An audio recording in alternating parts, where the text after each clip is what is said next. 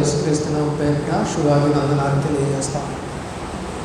ఆదికాండము 22వ అధ్యాయము 12వ వచనములో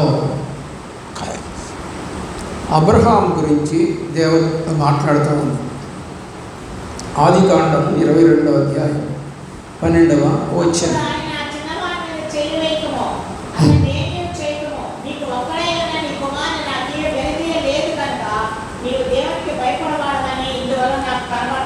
అబ్రహాముని గురించి దేవదూత అంటుంది ఏంటంటే, నువ్వు దేవునికి భయపడేవాడు. ఎవరైనా తన పిల్లవాడిని, ఒక వయసు వచ్చిన పిల్లవాడిని ఇమ్మనంటే బలియాగంగా ఎవరివ్వరు. అయితే ఈ సంఘటన అంతా కూడా యేసుక్రీస్తు వారి గురించి కనపడతాం. తండ్రి అయినటువంటి యెహోవా తన కుమారుడు అయినటువంటి యేసుక్రీస్తుని బలిగా ఇవ్వటానికి ఈ లోకానికి పంపించారు. వెనుతీయలేదు ఆయన. అలాగే అబ్రహాము యెహోవాకి సాదృశ్యంగా, ఇస్సాకు యేసుక్రీస్తుకు సాదృశ్యంగా మనకు కనబడతారు. దేవునికి భయపడినప్పుడు ఆయన ఏం చెప్తే అది చేస్తాం. అయితే భయపడితే ఒక అన్యుడు ఇతను ఒకప్పుడు బొమ్మల వ్యాపారం చేసుకొని బతికేటువంటి వాడు అబ్రహాము కుటుంబం. అయితే దేవునికి ఎందుకు భయపడాలి అని ఎప్పుడు కూడా అతను అనుకోలేదు. ఆ ప్రశ్న రాలేదు అతను.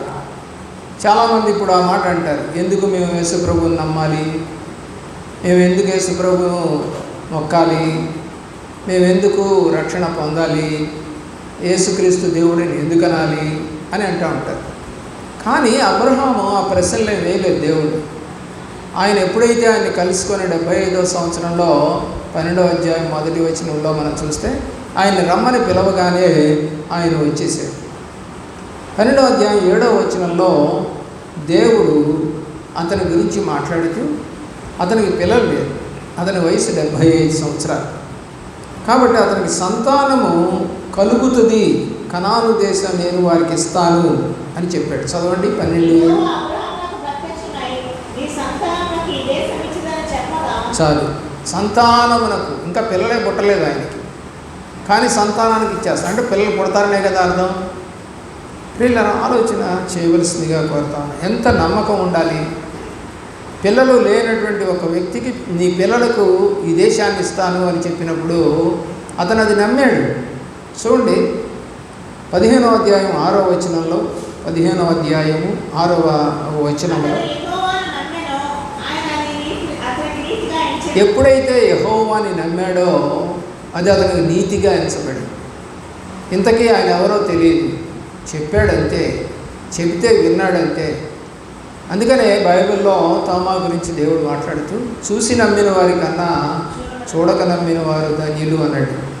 కాబట్టి ఈ యొక్క వాక్య భాగాన్ని మనం చూస్తే దేవుడు అతన్ని నమ్మాడు కాబట్టి అతని అది నీతిగా ఎంచబడింది. 14వ అధ్యాయం 20వ వచనం చూడండి. అతను ధర్మశాస్త్రము రాకముందే షాలేము రాజుకి 10వ భాగము ఇస్తున్నట్టుగా రాయబడింది. 14వ అధ్యాయం 20వ వచనం. చివరి మాట కనపడుతుంది. షాలేము రాజుకు, షాలేము రాజుకి అన్నిటిలో, అంటే ఏదైతే ఆ రాజు కొల్లగొట్టి తీసుకొచ్చారో దాంట్లో అన్నిటిలో, జంతువులు కావచ్చు, నగలు కావచ్చు, నాణ్యాలు కావచ్చు, ధనం కావచ్చు, ఏదైనా అన్నిట్లో నుంచి 10వ భాగం ఇచ్చాడు. ఎప్పుడండి? ధర్మశాస్త్రము లేకున్నప్పుడే. 17వ అధ్యాయము 3-4 వచనాల్లో దేవుడు అబ్రహాము దగ్గరికి వచ్చి మాట్లాడుతూ ఉన్నాడు.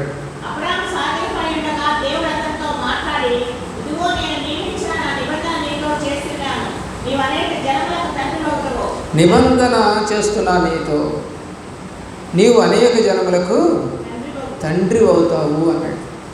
ఇప్పుడు అబ్రహాము ఎవరికి తండ్రి? విశ్వాసులకు తండ్రి.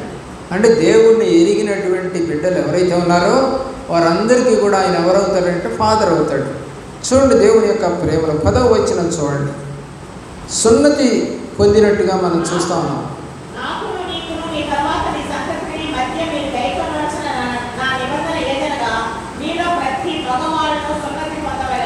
ఆ సున్నతి పొందాడు ఆ యొక్క అబ్రహాము 85వ సంవత్సరంలో. అలాగే ఇష్మాయిలు కూడా సున్నతి పొందినట్టుగా మనము చూస్తాం.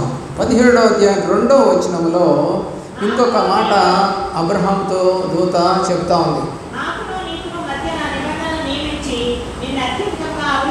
నిబంధనలో ఎవరైతే ఉంటారో వారందరినీ దేవుడు ఏం చేస్తాడంట? అత్యధికముగా అభివృద్ధి చేస్తాడు. కాబట్టి నువ్వు అభివృద్ధి చెందాలి అనుకుంటే దేవుళ్ళో నీతిగా, నియమంగా, యథార్థంగా నడిస్తే దేవుడు నిన్ను కూడా అభివృద్ధి పొందించును గాక. దేవుని యొక్క ప్రేమలో 14వ అధ్యాయములో దేవుని యొక్క ప్రేమలో 19వ వచనం చూద్దాం.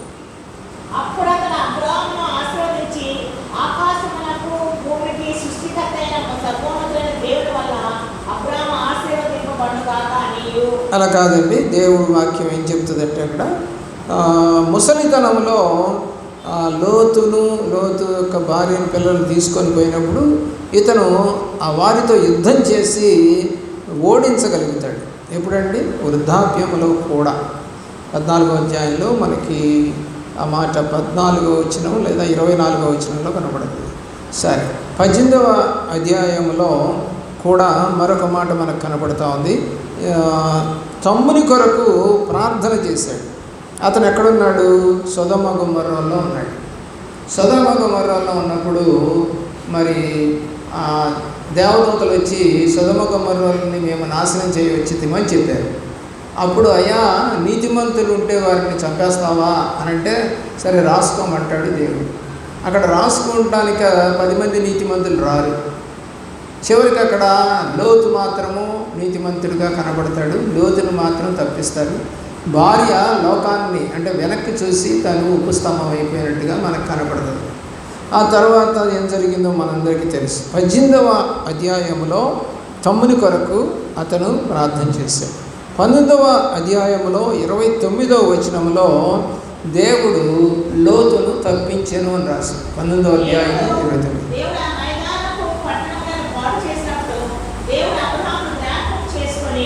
లోతును తప్పించాడు. మనకి సబ్జెక్ట్ ఏంటంటే లోతును తప్పించాడు. మనకి అందులో 6 పేజీ ఉందనుకోండి, ఆ వాక్యం 6 పేజీ చదవకూడదు, అలా చదివితే టైం సరిపోదు.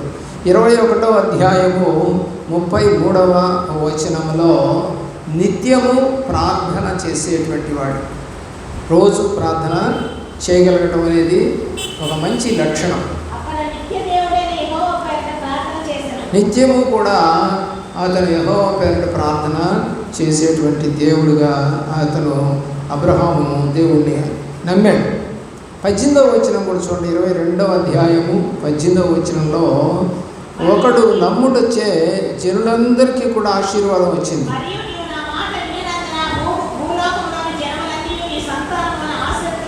కాబట్టి ఒక్కడు నమ్మినందుకు భూలోకంలో ఉన్న వాళ్ళందరికీ కూడా ఆశీర్వాదం వచ్చింది. నువ్వు నిజంగా ఒక్కడవో రక్షణ పొందావనుకో, ఇంట్లో నీ ఇంటి వారందరికీ రావాలి ఆశీర్వాదం. అయితే నువ్వు నీతిగా నడవాలి, అనీతిగా నడవకూడదు. నువ్వు ఎక్కడ బాప్తిజం తీసుకున్నావు, అక్కడికి వెళ్ళకుండా ఇంకో చోటికి ఎందుకు వెళ్తున్నావు? నీవు వాక్యం చెప్పింది ఎవరు? రక్షణలోకి తీసుకొచ్చింది ఎవరు? ఉపవాస ప్రార్థనలో కూర్చుంది ఎక్కడ? మరి కాదని ఒక మాట నేను చెప్తాను. తల్లిదండ్రులు కాదని పిల్లలు వేరే వాళ్ళతో ఉంటే ఎలా తల్లిదండ్రులు ఏడుస్తారో సేవకుడు కూడా అలాగే ఏడుస్తాడు. ఆ ఉసురు తగలకూడదు అంటారు బైబిల్లో. ఎప్పుడు కూడా సేవకుడిని ఏడిపించకూడదు. ఎందుకు అంటే నీ తప్పును బట్టి నువ్వు సరిచేసుకొని సంఘంలో ఉండాలి తప్ప, తప్పును బైబిల్ ప్రకారం ఎత్తినప్పుడు నువ్వు పారిపోవటం కనుక జరిగితే బిలాంలాగా పారిపోవాలి, యోధాలాగా పారిపోవాలి, గెహజీలాగా పారిపోవాలి, ఆకాన్లాగా పారిపోతావు. అలా పారిపోయే గుణం రాకూడదు. అవమానం కలిగినా కూడా, మరి కష్టం వచ్చినా కూడా ఎస్తేర్ ఎలాగైతే ప్రార్థన చేసి జయం పొందిందో అలాగా జయము పొందగలగాలి. కాబట్టి లోతును తప్పించబడ్డాడు. నిత్యము ప్రార్థన, అలాగే రక్షణ పొందినటువంటి వారు ప్రార్థన చేస్తూ ఉంటే ఆశీర్వాదాలు కూడా వస్తాయి. 24వ అధ్యాయం 1వ వచనంలో అబ్రహామును అన్ని విషయములలో దేవుడు ఆయన్ని ఆశీర్వదించెను అని రాయబడింది. 24వ అధ్యాయం 4వ వచనంలో దేవుని అడిగి కొడుకునికి పెళ్లి చేశాడు. ఏమండి, మనమైతే ఇవాళ దేవుణ్ణి అడగం, మన కులస్తుల్ని పోయి అడుగుతాం. ఏమండి, మన కులంలో మంచి అబ్బాయిని మంచి అమ్మాయిని చూడండి, కట్నం ఇచ్చే అమ్మాయిని చూడండి, అందంగా ఉండే అమ్మాయిని చూడండి, మరి చదువుకున్న వాళ్ళని చూడండి, మరి చూడగానే మా ఊరోళ్ళంతా ఈర్ష్యపడేటట్టుగా ఉండాలండి అమ్మాయి. మరి నీ కొడుకు ఎట్టున్నాడమ్మా? నీ కొడుకు కర్రోడు. నీ కొడుకు కర్రోడైనా కూడా దొండపండు లాంటి అమ్మాయి కావాలి. నీ కొడుకు పుట్టోడు కానీ నీకు అందమైన అమ్మాయి కావాలి. నీ కొడుకు చదువు లేదు కానీ నీకు చదువుకున్న అమ్మాయి, ఉద్యోగం చేసే అమ్మాయి కావాలి. నీ కోరికలు ఎలా ఉన్నాయంటే గొంతెమ్మ కోరికలు అంటారు వాటిని. గొంతెమ్మ కోరికలు తీరవు, అవి గొంతులో ఉండిపోతాయి అంతే, తీరవు. కాబట్టి ఈరోజు దేవుడు అన్ని విషయాల్లో నిన్ను ఆశీర్వదించాలి. అలాగే దేవుణ్ణి అడిగి వివాహం చేసుకోవాలి. కొడుకుని పిల్లల్ని కూడా కనాలి. అలాగా దేవుడు నిన్ను ఆశీర్వదించును గాక. 24వ అధ్యాయంలోనే 63వ వచనం. ఇప్పుడు తండ్రి అంత ప్రార్థనాపరుడు, కొడుకు కూడా ప్రార్థనాపరుడు. వాళ్ళకి 3 పర్యాయాలు ప్రార్థన చేయాలి ఇశ్రాయేలు. ఎప్పుడెప్పుడు? ఉదయము, మధ్యాహ్నం, సాయంకాలం. ఇప్పుడు అతను ఎక్కడున్నాడు? ఇంటికి రాబోతా ఉన్నాడు. సాయంకాలం పొలం పొద్దుగూకుతున్న సమయం, అది ప్రార్థనా సమయం వాళ్ళకి. కాబట్టి ఆ ప్రార్థనా సమయం సాయంకాలమే ఆ పొలంలో మోకరించి అతను ప్రార్థన చేస్తాం. మనమైతే పోదాంలే, చర్చి ఎప్పుడో కదా, ఇంటికి వెళ్ళి కాస్త స్నానం చేసి పోదాంలే అనుకుంటాం. కానీ ఇస్సాకు అలా అనుకోలేదు. ఎందుకంటే తండ్రికి ఉన్నటువంటి మంచి అలవాటు, దేవుడి మీద భయపడుతున్నటువంటి ఆ స్థితి ఇస్సాకు కూడా దేవునికి భయపడువాడే. 39వ అధ్యాయము 9వ వచనం. యోసేపు కూడా దేవునికి భయపడ్డాడు. అంటే మనవడు. చూడండి, ఇస్సాకు తర్వాత యాకోబు తర్వాత ఆ యొక్క యోసేపు ముది మనవడు అనమాట. 39:9.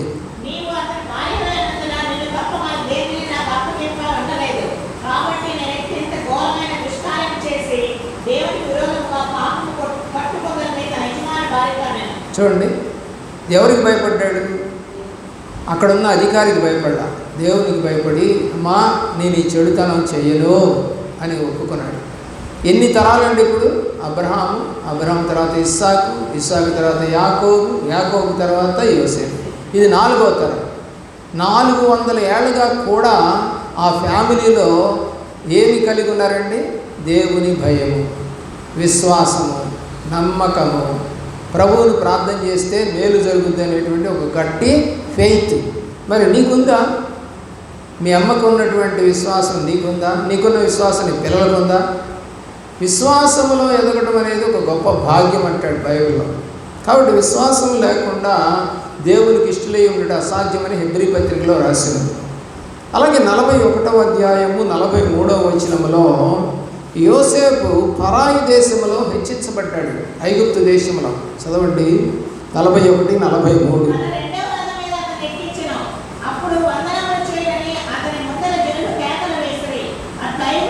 ప్రధానమంత్రి అయ్యాడండి. ఐగుప్తు దేశంలో ఫరో రాజుగా ఉంటే ఫరో అంటున్నాడు, నేను రాజులే కానీ నీ సెలవు లేకుండా ఎవడు కాలెత్తకూడదు, చెయ్యెత్తకూడదు అని అతనికి మెడలో గొలుసేసి ఉంగరం పెట్టి 2వ రథం మీద ఊరేగించారు. యాక్చువల్గా హెడ్ ఆఫ్ ది ప్లేస్ రాష్ట్రపతిది ఏ దేశానికైనా, ఆ తర్వాత ప్రధానమంత్రి. కాబట్టి ఇతను ఎవరు? ఇప్పుడు ప్రధానమంత్రిగా ఉన్నట్టుగా మనకు కనబడుతూ ఉంది. అక్కడ ఎంత గొప్ప పోస్ట్ ఇచ్చారండి అన్ని దేశంలో. కాబట్టి 38వ వచనం కూడా చూడండి, 41:38. ఫరో అంటున్నాడు, ఇతని వలె దేవుని ఆత్మ కలిగిన వాడిని కనుగొనగలమా? ఇతని వలె. ఎక్కడికి వెళ్ళినా కూడా దేవుని బిడ్డలు దేవుని ఆత్మే కలిగి ఉండాలి. బంధువుల దగ్గరికి వెళ్తే బంధువుల ఆత్మ, స్నేహితుల దగ్గరికి వెళ్తే స్నేహితుల ఆత్మ, లేకపోతే ఇరుగు పొరుగు వారి దగ్గరికి వెళ్తే ఇరుగు పొరుగు వారి ఆత్మ.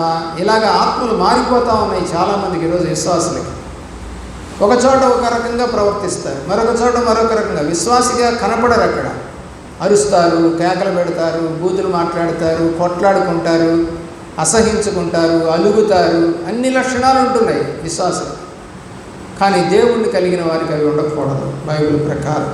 కాబట్టి ఇతను దేవుని ఆత్మ కలిగిన వాడిని పరాయి దేశంలో ఉన్నటువంటి అన్యులు కనుక్కున్నారండి యోసేపు గురించి. దానియేలు గ్రంథం 11వ అధ్యాయము 32వ వచనం. 11వ అధ్యాయము 32వ వచనం. దేవుని ఎరిగితే బలంగల కార్యాలు మనం చేయగలుగుతాం. దేవుని కనుక ఎరుగుంటే ఏ కార్యాలైనా మనం చేయగలుగుతాం. అది కష్టమైన. యేసు ప్రభువుని అందరూ విడిచిపెట్టిపోయారు, అయినా ఆయన ఏమైనా సేవ మానేశాడా? మానేలా. దేవుడు ఆయనకి ఇచ్చిన పరిచర్యను అంతా కూడా సంపూర్తి చేశాడు. చాలామంది ఇలా విడిచిపోతూ ఉన్నారు. పోయినంత మాత్రాన సేవకుడు కునారెళ్ళిపోతాడులే, దిగులు పడిపోతాడులే అనుకోకూడదు. ఎందుకంటే నీ భారము యెహోవా మీద మోపుము. రియలైజ్ అవుతారు. ఈరోజు కాకపోతే ఇంకొకరు ఏదైనా వాళ్ళకి బుద్ధి వస్తుంది. ఆ బుద్ధి వచ్చినప్పుడు వాళ్ళే తప్పు చేశామని వస్తారు. ఆ రోజు వరకు కూడా మనము ప్రార్థన చేస్తూ ఉండాలి. చదవండి. కాబట్టి దేవుడి యొక్క వాక్యం సెలవిస్తుంది, దేవుణ్ణి ఎరిగిన వారు బలము కలిగి గొప్ప కార్యములు చేయగలుగుతారు. హల్లెలూయా. కీర్తన 19వ అధ్యాయము 19వ సంకీర్తన 9వ చరణం. దేవునికి భయపడితే అది పవిత్రంగా ఉంటుంది. కాబట్టి ఎప్పుడైతే దేవునికి భయపడతామో మనం ఎలా జీవిస్తాం చెప్పండి? పవిత్రంగా జీవిస్తాం. తప్పు చేయాలని అనిపించదు. అనిపించినా కూడా ఆత్మ ఏం చేస్తుంది? దేవుడు ఆత్మ, నువ్వు అది చేయకూడదు, నువ్వు అలా అనకూడదు, నువ్వు అలా చూడకూడదు, నువ్వు అలా వెళ్ళకూడదు, నువ్వు అలా లంచం తీసుకోకూడదు, నువ్వు అలా అన్యాయంగా డబ్బు తీసుకోకూడదు. ఎవరి భయం అది? దేవుని భయం ఉంటే పవిత్రంగా జీవిస్తావు. భయం లేదనుకోండి, చర్చికి వెళ్తానే ఉంటావు, పాప పనులన్నీ కూడా చేస్తూనే ఉంటావు. చాలామంది అంతే చేస్తారు. చర్చికి వెళ్తూనే ఉంటారు, పాప పనులన్నీ చేస్తూనే ఉంటారు. వాళ్ళు కూడా విశ్వాసులేని ముద్రించబడుతూ ఉన్నారు, సంఘంలో మాత్రమే, దేవుడి దగ్గర కాదు. కాబట్టి నీలో ఉన్న అవలక్షణాలు పోవాలి అంటే నువ్వు దేవునికి భయపడాలి. 111వ సంకీర్తన 10వ చరణం. 111వ సంకీర్తన 10వ చరణం. దేవుని భయము జ్ఞానమునకు మూలము. ఏమిస్తుందంట దేవుని భయం? జ్ఞానాన్ని ఇస్తుందంట. 119వ సంకీర్తన 38వ వచనం. 38వ వచనం. దేవుడు భయపడితే వాక్యం దేవుని ప్రేమించుంటారు. వాక్యం ద్వారా దేవుడు భయం అనేది నీకు కలుగుతుంది. వాక్యం నువ్వు చదవట్లేదనుకో, వింటలేదనుకో, నీకు భయమే రాదు. ఒక ఆమె చర్చిలో వాక్యం వింటున్నప్పుడు తలకాయ దించుకునేది. నాకు అర్థమయ్యేది కాదు, ఎందుకు ఈ వ్యక్తి తలకాయ దించుకుంటుంది అంటే, నేను చెబుతున్నటువంటి వాక్యములోని లక్షణాలు, పద్ధతులు అన్నీ ఆమెలో ఉన్నాయి. అందుకని ఆమె తలకాయ ఎత్తి సేవకుడిని చూడలేక తలకాయ దించుకొని కాస్త అనీజీగా చర్చిలో ఫీల్ అవుతూ ఉండేది. కొన్నాళ్ళకి ఆమె ఏం చేసిందంటే, ఎప్పుడు నా గురించే చెబుతారని ఆమె మానేసింది చర్చి. దేవుడి గురించి, దేవుడి వాక్యంలో ఏదుందో అది చెప్తా ఉంటే అది తగులుద్ది నీకు. తగిలినప్పుడు నువ్వేం చేయాలంటే సరి చేసుకోవాలి. అపోస్తలుల కార్యగ్రంథం 27వ అధ్యాయము 23వ వచనం. దేవుని భయం సౌలుకు వచ్చిందండి. 27, 23.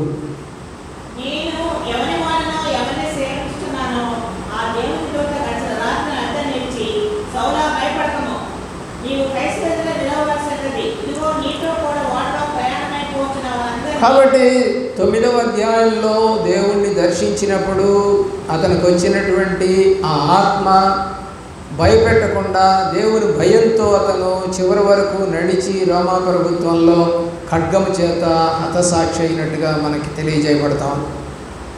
కాబట్టి దేవుడి ఆత్మ కనుక నీ మీద ఉంటే నువ్వు దేవునికే భయపడతావు తప్ప ఎవరికి భయపడవు. ఆదికాండం 15:11లో మనం చదివినట్టుగా దేవుడు అబ్రహామును భయపడవద్దు అని చెప్పాడు. 14వ అధ్యాయం నిర్గమాకాండం 13వ వచనంలో మోషే ఇశ్రాయేలీయులతో భయపడవద్దు అని చెప్తున్నాడు.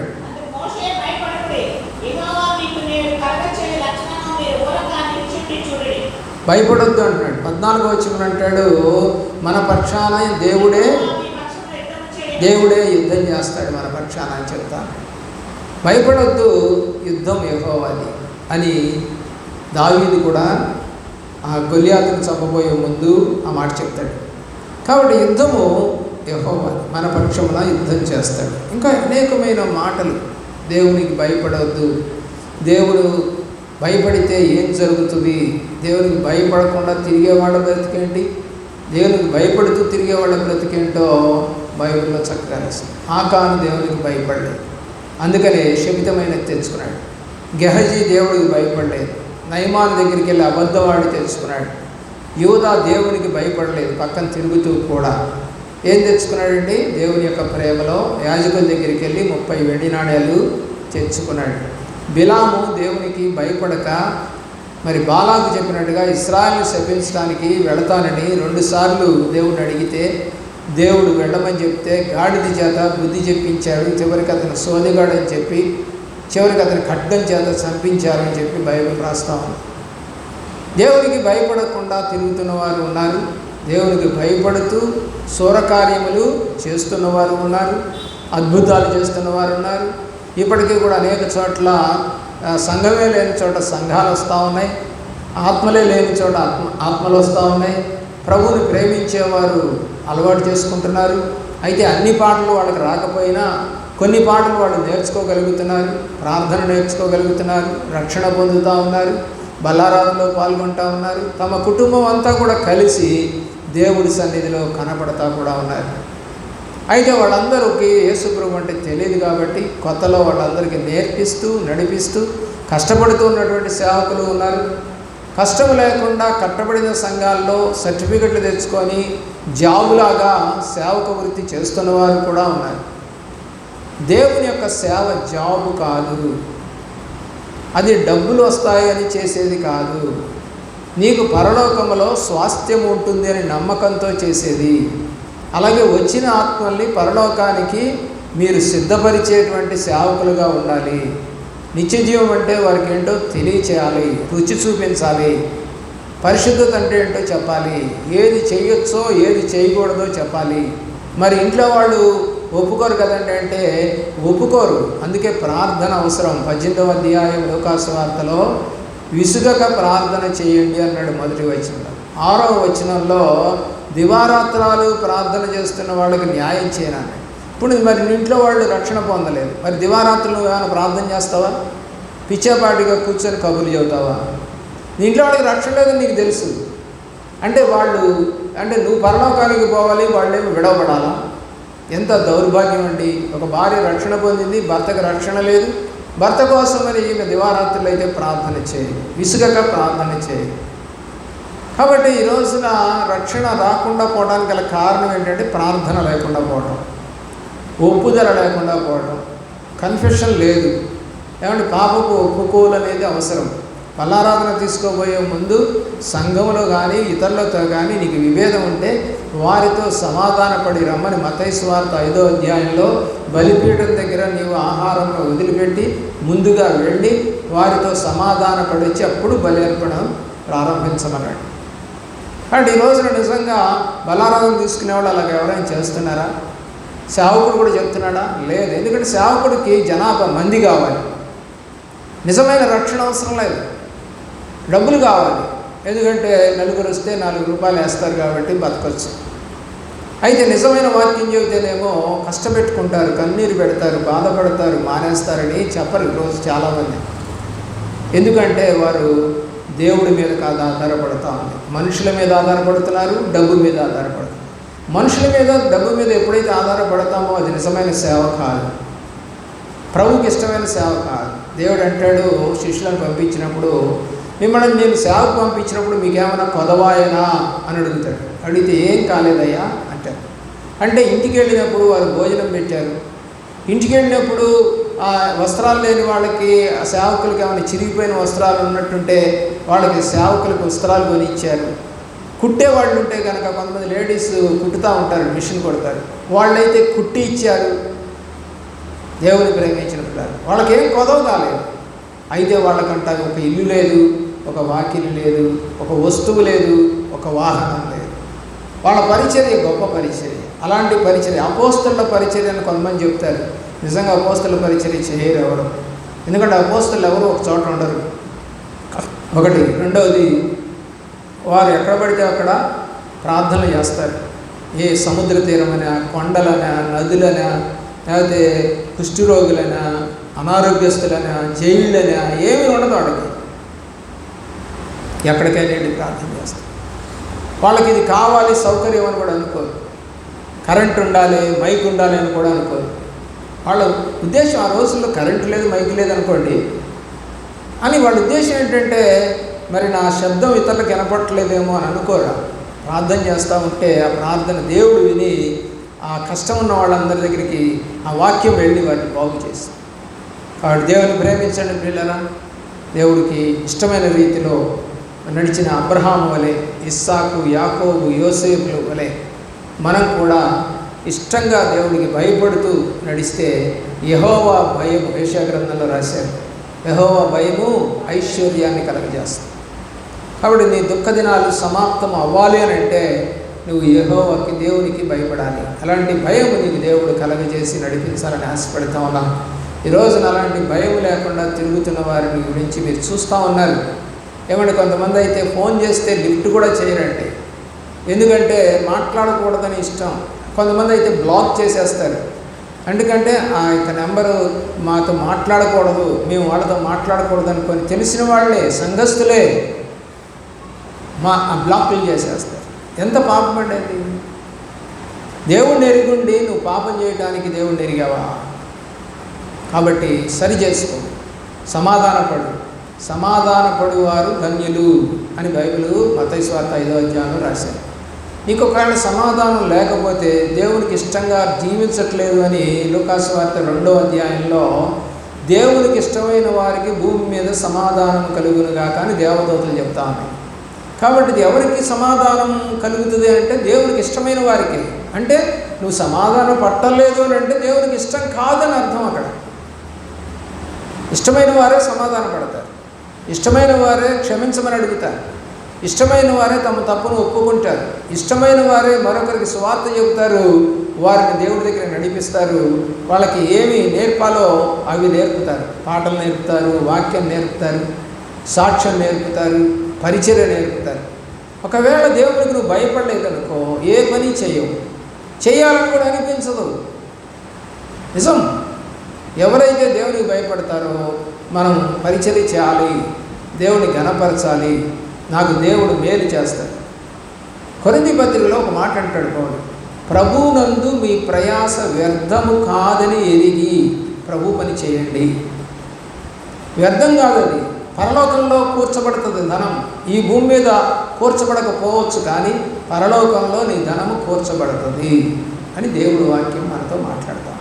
కాబట్టి అలాంటి స్థితి, అలాంటి నమ్మకం, అలాంటి విశ్వాసం, అలాంటి నడక, అలాంటి హృదయము, అలాంటి మనస్సు, అలాంటి తలంపులు, అలాంటి క్రియలు నువ్వు చేయటానికి ఇష్టపడుతున్నావా? అబ్రహాములాగా, ఇస్సాకులాగా, యాకోబులాగా, ఎఫ్రాయిములాగా, యోసేపులాగా, పిల్లల పౌలులాగా, శిష్యుల వలె, ఏమండి మరి రోదే వలె. రోదే అనే ఒక అమ్మాయి ఉంది, ఎంత విశ్వాసం ఆ పిల్లకి, చిన్న పిల్లే, ఎంత విశ్వాసం పిల్లరా. అలాగే మగ్దలేసే మరియా, ఆయా 7 దయ్యములు పట్టిన మరియా. ప్రియులరా, ఎంతమంది స్త్రీలు, ఫీబీ, పెర్సిస్సు రోమాపత్రిక చివరి అధ్యాయంలో కనపడతాయి. ఎపఫ్రోదితు, ఎంతమంది అండి ప్రభువుని ప్రేమించి నడిచి. ఎపఫ్రోదితు రోగగ్రస్తుడు అయినా కూడా సేవ చేశాడు. తిమోతి రోగగ్రస్తుడు అయినా సేవ చేశాడు. అపోస్తలుడైన పౌలు రోగగ్రస్తుడు అయినా కడ వరకు సేవ. అలాంటి కృప, అలాంటి జీవితం, అలాంటి మనస్సు, అలాంటి తలంపులు నీకు దేవుడు దయచేసి దేవుడిలో భయపడుతూ ముందుకు కొనసాగి వర్ధిల్లుదుగాక. అలాంటి దీవెన నీకును నీ కుటుంబమునకు దేవుడు దయచేయునుగాక. మోకరించండి, ప్రార్థన చేస్తాను.